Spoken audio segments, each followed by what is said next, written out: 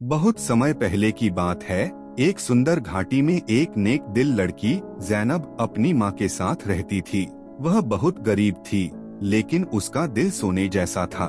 जब रमजान का महीना आया तो जैनब ने निश्चय किया कि वह रोजा रखेगी और अल्लाह से दुआ करेगी कि उसकी माँ की मुश्किलें आसान हो जाएं।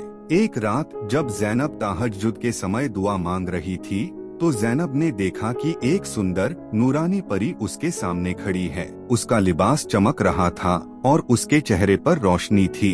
परी ने मुस्कुराकर कहा, जैनब, तुम्हारी भलाई और सच्चाई से खुश होकर अल्लाह ने मुझे तुम्हारी मदद के लिए भेजा है। रमजान के इस मुबारक महीने में मैं तुम्हें एक खास तोहफा देना चाहती हूँ।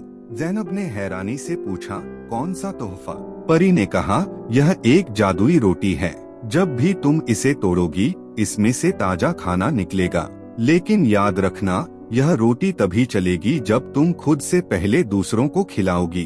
जैनब बहुत खुश हुई और परी का शुक्रिया अदा किया।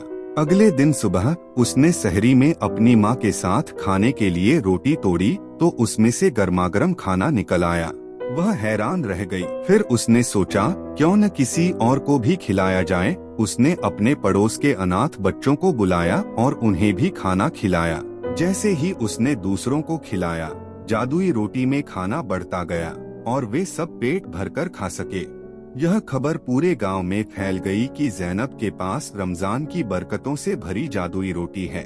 हर दिन जैनब जरूरतमंदों को खाना खिलाती और अल्लाह उसके घर में बरकत डालता रहा। जब ईद का चांद नजर आया तो वही नूरानी परी फिर आई और जैनब से कहा, तुमने अपनी भलाई और दरियादिली से साबित कर दिया कि रमजान का असली मतलब दूसरों की मदद करना है।